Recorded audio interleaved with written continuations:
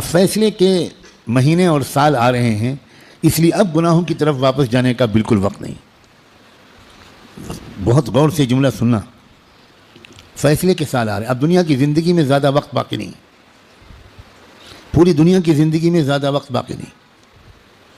اب فیصلے کے دن آ رہے ہیں۔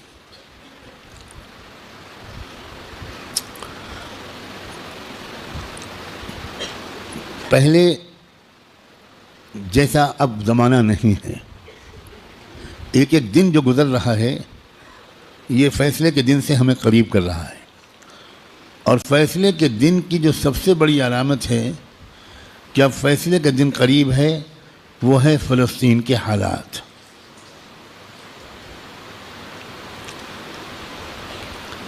کیونکہ اب بہت بڑے بڑے واقعات ہوں گے، دجال کی آمد بھی بہت دور نہیں ہے، اور حضرت عیسیٰ کی آمد بھی بہت دور نہیں ہے، اور امام مہدی کی آمد بھی بہت دور نہیں۔ اب مسئلہ یہ ہے کہ اگر اب بھی ہم گناہوں کی زندگی میں لگے تو ہمیں اللہ دجال کے ساتھ کھڑا کر دے گا، توبہ کی توفیق بھی ہم سے چھین لے گا، حضرت امام مہدی کے دشمنوں کے لشکر میں ہم کھڑے ہوں گے۔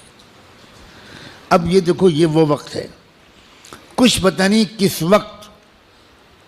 وقت اگلا قدم اٹھ جائے۔ جو نشانیاں اللہ کے رسول نے بتائی تھیں آخری فیصلہ کن دور کی، بڑی تیزی کے ساتھ آ رہی۔ اس میں ایک نشانی یہ تھی کہ بہت بھیانک جنگ ہوگی یہودیوں کے درمیان اور اصلی ایمان والوں کے درمیان۔ اس لیے جو کچھ اس وقت غزہ اور فلسطین میں ہو رہا ہے، اس سے ہر ایمان والے کا ایمان ہزاروں گنا ہر منٹ میں بڑھنا چاہیے،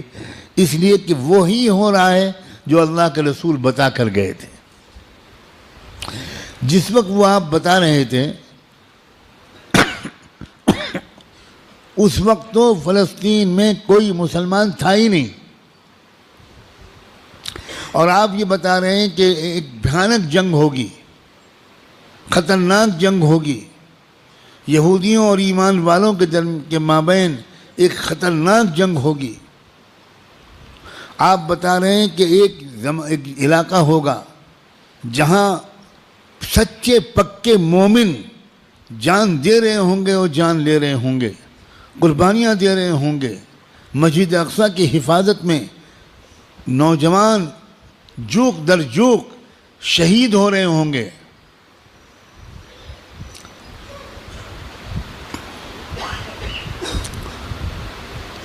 اور اللہ وہاں کے مجاہدوں سے سب سے زیادہ خوش ہوگا، اصلی ایمان والے وہیں پر ہوں گے۔ یہاں تک کہ جب صحابہ نے پوچھا کہ یہ لوگ جن کے بارے میں آپ کہہ رہے ہیں سچے پکے مومن، یہ کہاں ہوں گے؟ آپ نے فرمایا یہ بیت المقدس اور اس کے چاروں طرف ہوں گے، مسجد اقصیٰ اور اس کے چاروں طرف ہوں گے۔ بالکل ٹھیک وہی جو کچھ آپ نے فرمایا تھا اس وقت وہاں ہو رہا ہے۔ ہم لوگ اسی زمانے میں ہیں، آپ اس سے خوش ہوں یا آپ اس سے ناراض ہوں، ہم کو اللہ نے وہی زمانہ عطا فرمایا جس میں ہم اپنی آنکھوں سے اللہ کے رسول کی بات کو سچا پکا ہوتا ہوا دیکھ رہے ہیں۔ تو اس وقت وہاں جو ہو رہا ہے اس سے ہر لمحے ایمان کو بڑھنا چاہیے ہمارے، یہ ہمارا ایمان کی مضبوطی کی وجہ ہے۔ لوگ الٹا سمجھ رہے ہیں، یہ جو کچھ وہاں پر ہو رہا ہے اس سے خوف اس کے دل میں آ رہا ہے جو سمجھا ہوا نہیں ہے، ڈر وہ رہا ہے جو سمجھا ہوا نہیں ہے۔ لیکن جو سمجھا ہوا ہے قرآن و حدیث کو، اللہ کے رسول کی باتوں کو، وہ یہ کہہ رہا ہے کہ یہی تو وہ فرمایا تھا اللہ کے رسول نے، جو ہو رہا ہے وہی ہو رہا ہے جو اللہ کے رسول فرما کر گئے تھے۔ اس کا مطلب یہ ہے کہ آپ کی نبوت برحق ہے، آپ سچے رسول ہیں۔ آپ نے اس وقت یہ فرمایا تھا جب اس کے کوئی آثار نہیں تھے، اب آپ نے جو آئندہ کے بارے میں فرمایا تھا کہ جو ہوگا، جب وہ ہو رہا ہے اور پچھلے 6 مہینے سے ہو رہا ہے، بلکہ پچھلے 75 سال سے ہو رہا ہے، جو اللہ کے رسول بتا کر گئے تھے، تو اس کے بعد میں جو ہوگا اس مقابلے کا آخری انجام، اس کے بارے میں اللہ کے رسول نے جو کچھ فرمایا وہ بھی یقیناً ہو کر رہے گا۔ اور وہ کیا ہوگا؟ وہ یہ ہوگا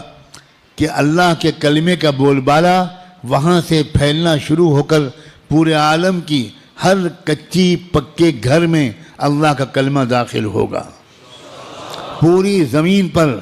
انصاف کا نظام قائم ہوگا، اللہ کا حکم چلے گا، باطل ٹوٹے گا، حق کا غلبہ ہوگا،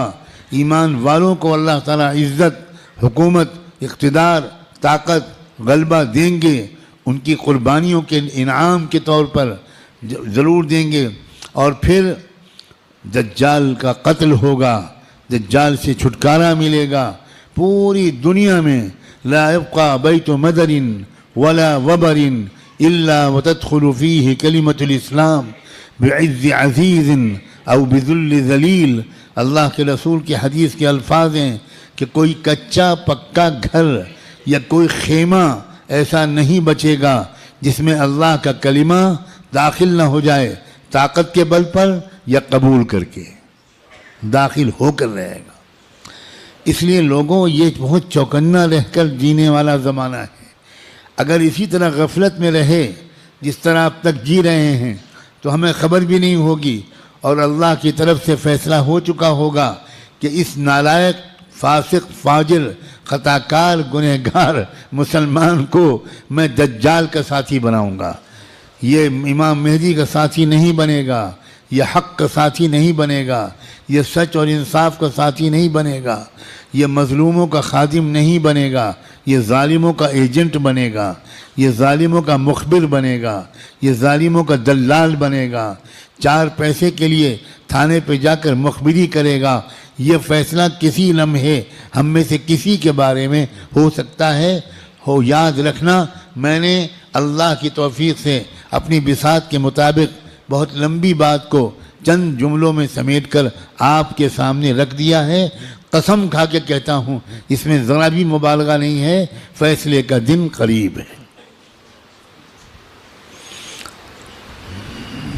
اب اگر گناہوں کی طرف واپس لوٹے، اب اگر پچھلی زندگی کی طرف واپس لوٹے، جن غلطیوں کو چھوڑنے کا فیصلہ کیا ہے، بار بار اللہ تعالیٰ سے عہد کیا ہے، بار بار رو رو کر انفرادی اور اجتماعی طور پر یہ ارادہ کیا ہے کہ اب گناہ کی طرف واپس نہیں جائیں گے، دوستو اب اگر واپس گئے تو پتہ نہیں پھر دوبارہ توبہ نصیب ہوگی کہ نہیں، کیونکہ یہ جو دن اب آ گیا زمانہ، اس زمانے کو پہچاننا علماء کا فرض ہے۔ علماء کی ذمہ داری ہے کہ وہ اس دور کو پہچانیں۔ پچھلے دور کی روایتی باتوں سے کام نہیں چلے گا، اب آپ کو اکابر علماء کے پاس رہنا پڑے گا، کچھ مہینے گزارنے پڑیں گے، تربیت لینی پڑے گی، ان کا اعتماد حاصل کرنا پڑے گا۔ جب اعتماد ہوگا تب وہ آپ کو خاص خاص باتیں بتائیں گے، تب وہ آپ کو اپنے سینے کا علم منتقل کریں گے، تب آپ کو وہ امانت سونپیں گے، آپ کو ایک ذمہ داری سونپیں گے کہ بھئی کس طرح امت کے عوام اور خواص کو، امت کے مردوں اور عورتوں کو، اور خاص طور پر امت کے نوجوانوں کو کس طرح سنبھالنا ہے۔ سب سے زیادہ بنیادی بات اس وقت مجھ کو اپنے سے بھی کہنی ہے اور آپ سے بھی، وہ ہے استقامت۔ اب جمنا ہے، کہو انشاءاللہ۔ اب تقوی پر جمنا ہے، اب اللہ کی اطاعت پر جمنا ہے، اب گناہوں سے دور رہنا ہے، اور جیسے کوئی غلطی ہو جائے سب کام چھوڑ کے اللہ سے معافی مانگنی، دیر نہیں کرنی، کیونکہ پل پل یہ خطرہ ہے۔ جو واقعی زمانے کے تقاضوں سے واقف لوگ ہیں، وہ ہر وقت ان کا دل اس وقت فلسطین کی طرف لگا رہتا ہے، اور اس لیے کہ وہ بار بار تازہ ترین وہاں کی خبریں جاننا چاہتے ہیں کہ کہیں دجال آ تو نہیں گیا، کہیں کوئی ایسا دعویٰ تو نہیں ہو گیا۔ یہ غفلت کے ساتھ زندگی کے دن نہیں ہیں، غفلت کے ساتھ گزارنے والے دن نہیں ہیں، یہ بہت ہوشیاری کے دن ہیں۔ اور یہ بھی یاد رکھنا، الٹے سیدھے مقرروں اور مولویوں، الٹے سیدھے جو اپنے آپ کو عالم کہتے ہیں اور ہیں وہ جاہل، ان کی باتوں کے چکر میں مت آنا۔ وہ طرح طرح کی باتیں تم کو بتا کر تم کو غلط راستے پر لے جائیں گے۔ جو سچے پکے اکابرین ہیں، بڑے بڑے بزرگوں کی صحبت یافتہ، قرآن مجید کے مفسر، قرآن کو گہرائی سے سمجھنے والے، اللہ کے رسول کی منشا کو سمجھنے والے، پوری زندگی کے 24 گھنٹے اللہ کے دین کی خدمت میں گزارنے والے، جن پر وقت کے سارے بزرگوں نے اعتماد کا اظہار کیا، ان کی بات ماننا ہے۔ ورنہ سوشل میڈیا پہ جاؤ تو 50 انجینئر ملیں گے اور 50 ڈاکٹر ملیں گے اور 50 طرح طرح کے لوگ ملیں گے جو اسلامی پروگرام چلا رہے ہیں۔ ہمارے نوجوانوں کو نہیں معلوم کہ اسلام کی ویب سائٹس کے نام سے جو ویب سائٹس چل رہی ہیں، اس میں سے تقریباً 70% یہودیوں کی ویب سائٹس ہیں۔